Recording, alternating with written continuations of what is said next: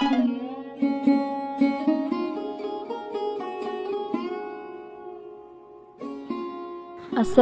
আলাইকুম, কেমন আছেন সবাই? আশা করি অনেক ভালো আছেন। আমিও আছি মোটামুটি, বলবো না যে ভালো আছি, কারণ আজকে হঠাৎ করেই মায়ের বাড়ি আসা।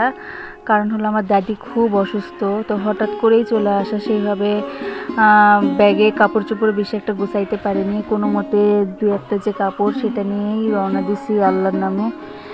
আসলে আমার দাদির কোমরের হাড় ভেঙে গেছে, যার কারণে হাসপাতালে কয়েকদিন ভর্তি ছিল। তো আজকে বাসায় নিয়ে গেছে, সেই জন্যই দাদিকে দেখার জন্য যাচ্ছি। তো রাস্তার মাঝখানে অনেক ক্ষুধা লাগছিল। সকালবেলা কোনো মতে দেখলেনি আমি কি খাইলাম, একটা কেক আর একটা পিৎজা খাই আসছিলাম।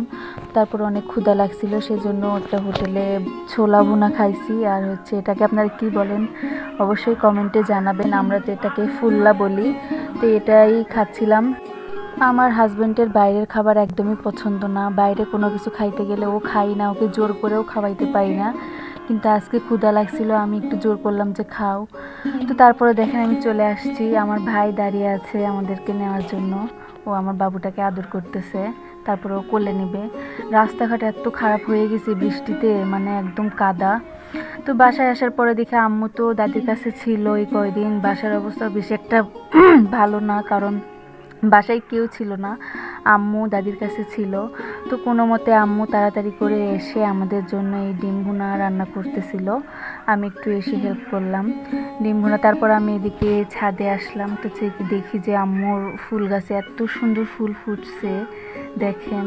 তো তারপরে আমি ডিমটার উপরে একটু জিরা ভেজে দিচ্ছিলাম, এতে করে ডিমের স্বাদটা অনেক বেড়ে যায়। আপনারা এভাবে খান কিনা কমেন্টে জানাবেন। আর এদিকে আম্মু গাছের পুঁই শাক রান্না করতেছিল।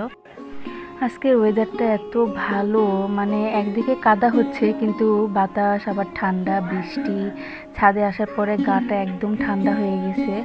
আশেপাশের অবস্থা, মাটির রাস্তা যেগুলো সেগুলো একদম কাদা হয়ে গেছে, কিন্তু তারপরেও গরম বেশি একটা মানুষ তো সহ্য করতেই পারে না, কিন্তু এই আবহাওয়াটা অনেক ভালো।